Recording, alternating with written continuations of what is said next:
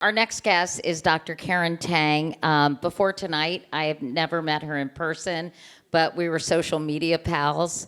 And tonight, for the first time, we got together IRL, as the kids would say. So Karen is a board-certified gynecologist and minimally invasive gynecologic surgeon who's an internationally recognized leader in reproductive health. She reaches millions of people every month with her educational videos across TikTok, Instagram, and YouTube. She's also a contributor for Katie Couric Media. So please welcome Dr. Karen Tang. Okay,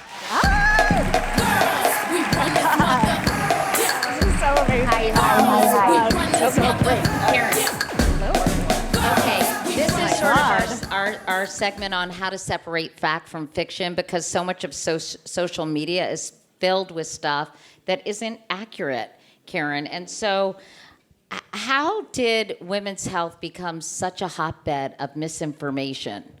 I was talking backstage, I was like, I don't know how long you have. You could just be like, the history of humankind has led us to this moment. It's definitely a combination of how difficult it is to get reliable information, and that's been sort of the theme of the evening, is just us trying and struggling to get this information and this data and this treatment that we deserve, and the sheer number of people who are suffering every day. And it's not just about perimenopause, menopause, but so many other aspects of our health, periods and fertility and sexual health and all of these things. So all these people suffering, a real kind of lack of easy to access information, and into that sort of vacuum then comes social media misinformation. There's some people who purposely spread disinformation because they, sell detoxes. Or they're we're the only ones who understand. And, people are so... So they have profit motives to do it. Yeah, exactly. And so, and then some of it too is just people being really scared and confused. And social media tends to promote strong emotions. They're not real big on facts. The algorithm doesn't care about facts. It's basically what response did we get? And if someone is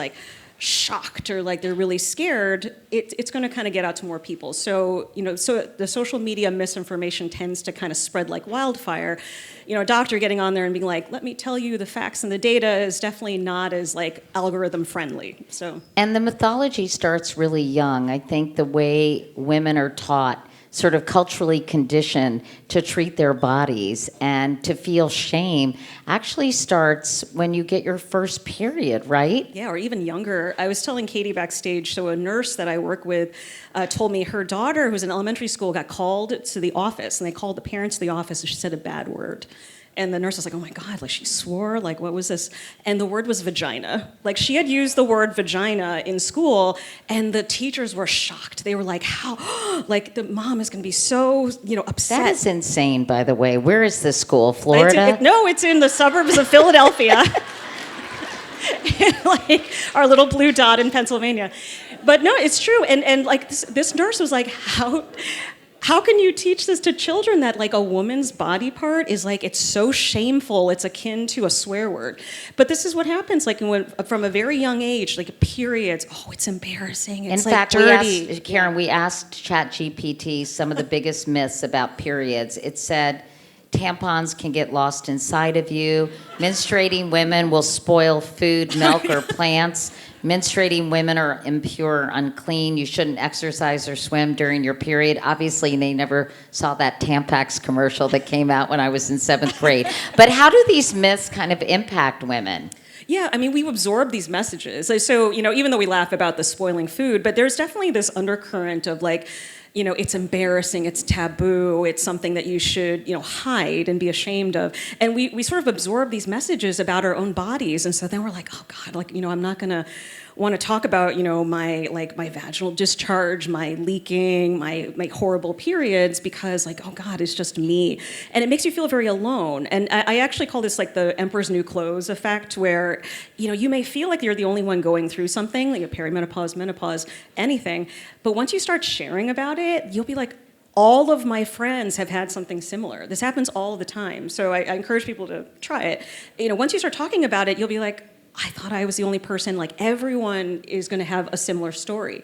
And like I said, just on a cultural level, the absorbing of that message, it trickles down into no one talks about it. We don't think that many people have this issue, so we don't think as a medical profession that it's worth the research dollars. It's not worth like putting effort into finding like better treatments because we think it's just like ladies dealing with like their hysteria around their periods or around their hormone fluctuations. Do you think there is a sea change happening, though? I really absolutely. feel that women, whether, there are positive and negatives about social media, but I think one of the positives is it does make people feel less alone. People talk about some of these issues, and it can be used, for example, your content as a real educational opportunity. Yeah, and I mean, obviously Mary Claire has been huge in this, and I think, one of the really, really strong good things about social media has been like the sense of community. Like obviously like all of this, like people find other people who can kind of share in that same experience, they can share resources,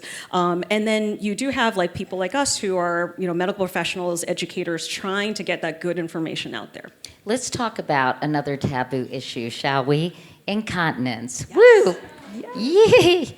It affects millions of women worldwide. And I think, honestly, I really believe it's so important. We have to talk about our bodies. You want to take care of your bodies. You have to talk, truthfully about your body. I mean, listen, I got a colonoscopy on national television, people. So Yes. I've been doing this for a long time because knowledge is power, and we have to stop being embarrassed, about all these things because they can be life-threatening. But incontinence is one of those things that I think people just feel very nervous and trepidatious about discussing. But 1 in 3 women experience some kind of incontinence in their lifetime.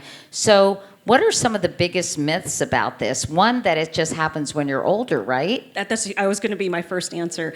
So leaking of urine, it's actually, some studies show it's even more than like 50% of women at some point will have some sort of leaking of urine. It's incredibly common. And so, I don't know if like trampoline birthday parties are as popular in the city as they are in the burbs, but every time I go to a children's trampoline birthday party, like the moms and I just like, we make eye contact and we're like, no. Well, my friend, who was my friend who talked about jumping and peeing? Yeah, I was just about to say the first speaker. We've got a lot of people who feel your pain, right? I pretty much, not everyone, but like a lot of people in this room. How about have gone sneezing through, and peeing? That's my specialty. Oh, yeah, exactly. So it's true. And are there any men left in this room, by the way? I hope they've all left. No. Well, I hope they hear, because this is, again, why should we be embarrassed about it? I actually make the point, my husband had like a pinched nerve, and he had no problem telling everyone. He was going to the physical therapist, he was going to the doctor. I mean, women go to pelvic physical therapy for urinary incontinence, but everyone would feel so embarrassed to tell, you wouldn't tell your boss, your coworkers. Why not? It's physical therapy, just like any other physical therapy. So I think this is part of, we need to raise awareness about how common it is. Like, it shouldn't be something that we feel like we have to keep very hidden. Because why does it happen as you get older? It's not exclusively for women who are older, but talk about sort of what happens. Yeah, so anything that weakens your pelvic floor muscle. So we have sort of structures like, sphincters and support, like, fascial structures like inner pelvis that keep the bladder, the urethra, and all that kind of under control.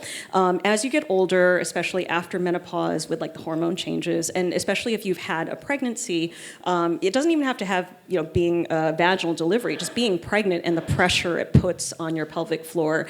But also anything that, people who have chronic cough, people who have like Ehlers-Danlos, like connective tissue issues, anything that kind of weakens your support structures. So that's a huge myth, is that it's only people who are older who go through it. Lots of younger women, like premenopausal in their 30s, all go through this. So the other myths that are probably important to debunk is like, well, there's nothing you can do about it. You have to kind of just deal with it. Now, we mentioned pelvic physical therapy, really, really helpful. That's usually our first, step that we recommend. It's not always surgical either. People think, oh, I don't want to have like surgery for this. But, like I said, you can do physical therapy. There's lots of different things that we can do that don't involve either ignoring it or operating. And it's not as simple as just doing those Kegel exercises, is it? Kegels is hard. Who here has like failed Kegels? Because I know it's hard to do. It's like strength training. You have to do like 10 reps, hold for 10 seconds, do multiple like reps throughout the day, and then another fun thing I get to look forward to. And half the time people are like, I don't know if I'm squeezing the right thing. It's hard to tell. Like if you know, so this is where the physical therapy help. It's like having a trainer. It's like having somebody explain to you, like, you hold this muscle, this is where it is. Like, yes, you're doing it correctly. So it's just like assistance. So how, we talked about sort of the shame and the stigma around so much that we go through with our bodies, from the time we're born to really the time we reach adolescence, and then childbirth and perimenopause and menopause and postmenopause. So what do you think it will take to really change attitudes about this? I mean, I think things like this and speaking openly, like I've been so moved by everything that's happening with perimenopause, menopause, because like look at this room. I've done a couple of talks outside of Philly, and we've like filled theaters. It's just amazing. Like a few years ago, like I could never have imagined that like, the number of people who would come out and say, yes, we want to learn the science, we want to get the best care, we want to push for more education. And it's just like, it just takes people kind of speaking out and raising awareness about it. And I always tell people it doesn't have to be that like, you're Katie Couric or you're Oprah. All of us have a source of influence, like, in our communities and our families, like with our kids, talking openly about these things to, help, one, say that this is not something shameful, and two, that it's an area of healthcare and we deserve to know about it and have really good treatment options. Let's talk about just in closing how you separate fact from fiction. And I'm not talking about those ads, that were served up about belly fat. I'm talking about like legitimate, what seems to be legitimate information that just isn't true. And you have some tips on how everyone, you can be sort of a conscientious consumer. Yeah. Yeah, so first of all, if somebody is out there saying something is always horrible or always the answer for every single person no matter what, don't believe them, because nothing in real life and nothing in medicine is so cut and dry. So a lot of times people will use like these terms like this is like always for everyone, like the best thing ever, and like my hormone detox is going to fix your whole life, or like something is always bad, like HRT is always going to give you breast cancer, like if you take birth control you will have this horrible thing no matter what. So always like look for somebody who's giving nuance, like here's the data, I'm giving you like kind of a measured response. And then also if it seems like someone has a conflict of interest, like if they, have some, you're just kind of like getting a little sense that there's like, this is a commercial. Like you're like, I feel like you're trying to sell me something. Oftentimes if you look in their profile, it'd be like, yes, I'm selling, like this course where you like hack your biome or whatever. So, right. And then also look at people's credentials, because obviously you have, again, like people who legitimately like trained in this or really trying to kind of like give a balanced look at everything, and they have the credentials for it, board certified by OBGYN, has this many years of experience. So you kind of have a balance of all of it, because it's not just one or the other, you have to have all of those elements together. I always say consider the source. Some of these places, they'll have like emblems or whatever that look like the AMA, or they look very medical and they look so legitimate. And then I realized that the source just isn't necessarily an unbiased scientific source. Yeah, there's a lot of the pediatric kind of organizations, when you look at it, are like kind of, you dig deeper, they're like not actually the official organization. Well, Karen Tang, I'm so glad to finally meet you. Thank you so much for your insight. Thank you really to everybody for being it. here. Thank you.